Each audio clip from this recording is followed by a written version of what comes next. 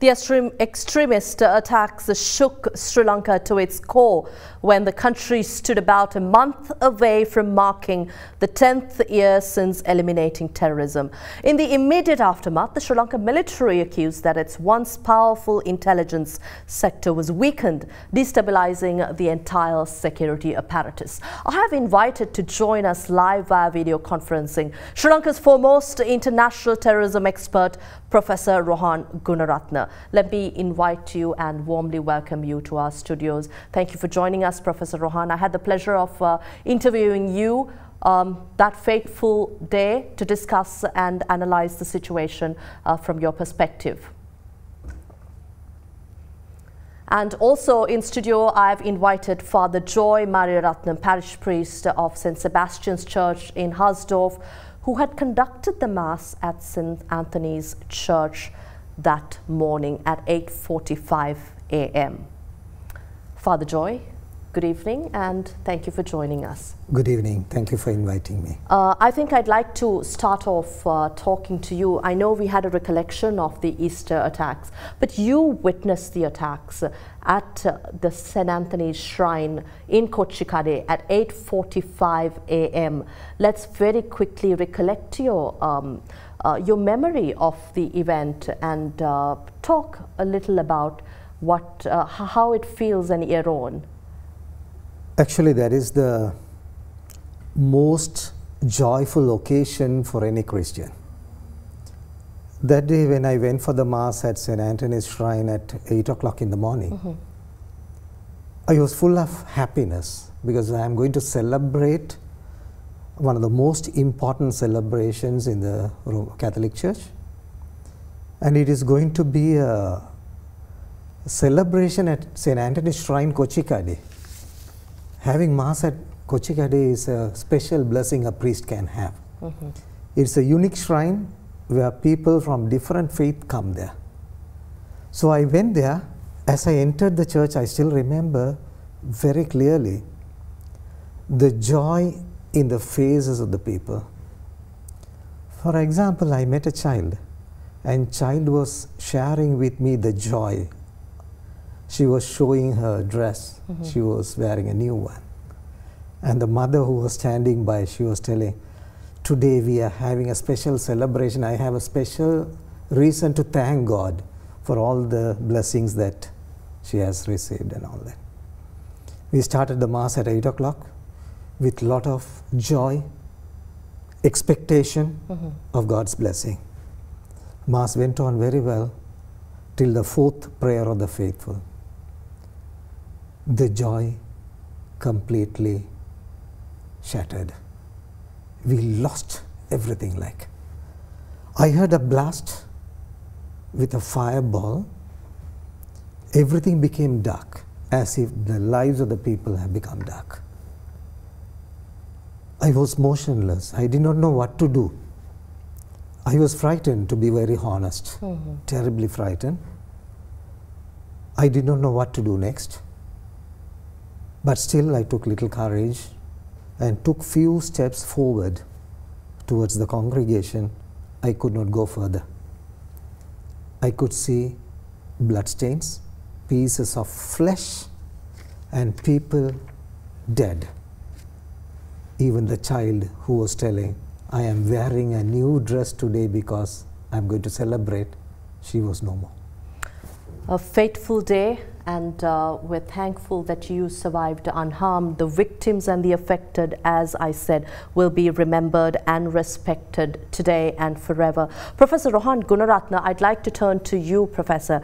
We spoke right after the Easter attacks a year ago, and you did analyze the situation. You've interviewed ISIS, Al-Qaeda fighters, and you've researched, you've written, authored books, and you've specifically mentioned that a rehabilitation program similar to what Sri Lanka carried out post-war should be implemented, and also in terms of the legal framework, what needs to be rectified? You said Sri Lanka needs to pass National Security Act, maintenance of ethnic and religious harmony to ensure through this act, regulation of cyberspace, radical preachers should be screened, and also that Sri Lanka should make sure that these preachers are certified, and national schools should be revisited, and this structure should be changed, and also a robust law that criminalizes incitement to violence and hatred. And here on, what is your analysis, Professor? We are in the midst of a global pandemic. Sri Lanka is fighting this pandemic along with the rest of the world. But here too we see certain incidents of hate speech turning into violence, certain people playing into the agenda of others. But yet an year on, haven't we learnt our lesson? Sri Lanka has exceptionally well to contain the threat posed by the Islamic State. There are two areas that requires revisiting, and that is to develop a legal and a policy framework that will criminalize hate speech leading to violence, and also a separate legislation focusing on fake news, that is online manipulation, online falsehoods and manipulation. These two bills are essential. Other than that, the terrorist group known as the Islamic State, group known as ISIS, should be designated or proscribed or criminalized. Unfortunately, the previous regime did not do that. And when Parliament convenes, this is something the current president should do as a priority. But I want to tell you that since the new government came to power, they have made remarkable strides against the Islamic State in containing the threat. But there are other things that needs to be done. For example, we have to build a national education policy and a plan. Our schools are not properly integrating the Sinhalese, Tamils and the Muslims. If we want a harmonious Sri Lanka, the time is right for us to create those national schools. We should have no school that is just dedicated to one particular ethnicity or religion. If we want Sri Lankans, then our schools should cater to all the communities. And this is one of the most important elements for us to build stability and security in the future. But an year on, we have failed to take certain measures, concrete measures, in order to ensure certain areas that you spoke about last year is dealt with. How do you look at the threat per se, Professor? The threat posed by the Islamic State has increased exponentially in the South Asian region. Just last week, 7 boats, including a police boat, was burnt in the Maldives by the Islamic State terrorists, and the attack was claimed by the Islamic State in Syria and Iraq. Similarly, we have seen Islamic State attacks in India, in Pakistan, in Afghanistan and Bangladesh. So this is a threat. The threat of Islamic State is a growing threat in this region, and Sri Lanka should continue to work with countries in the region to build common databases, exchange personnel, conduct joint training, joint operations, share information, intelligence, share experience, expertise and resources. So we need to do a lot more on the regional front. But domestically, since this government came to power, they have done a lot. In fact, the Criminal Investigations Department, they have done a remarkable job to investigate the SIS, the State Intelligence Service, the Directorate, Military Intelligence, both these premier services have now started to operate to collect information and intelligence on these groups. So I want to share with you that on the national security front, Sri Lankans are much safer than what they were during the previous regime. I'd like to turn to Father Joy. I think we heard the Cardinal's message, Archbishop His Eminence Malcolm Cardinal Ranjit, and we're still talking about justice. You were there that fateful morning at 8:45 a.m. at the St. Anthony's Shrine. Let's look forward. The event, the brutality, we said, will be forgiven. But where do we go from here? I do totally agree with His Eminence Cardinal. We have to forgive. Because we are the followers of Christ.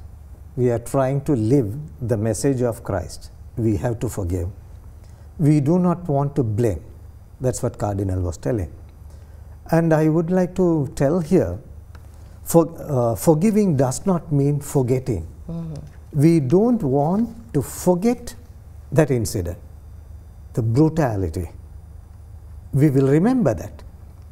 What do I mean by that we would remember? Not to remember with anger, not to remember with vengeance, but we will remember it so that we will know the pain of it and we will stand against such things happening.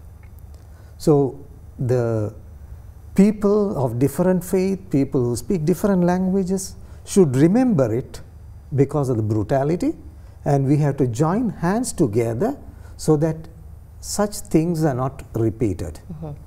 At the same time, we have to remember also with gratitude the people who stood by us at that time.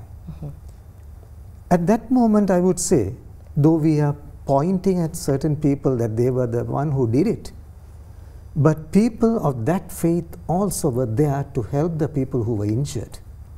We could stand together in time of need, in time of difficulties. So we have to remember that as well. Professor Rohan Gunaratne and Father Joy Mariaratnam, finally I'd like to very quickly ask both of you, religious leaders and the community as a whole, we all have a responsibility here in order to ensure that a continuity, a reoccurrence of events as this. Sri Lanka does not see this again. Very quickly, if we add your final remarks. Professor Gunaratne?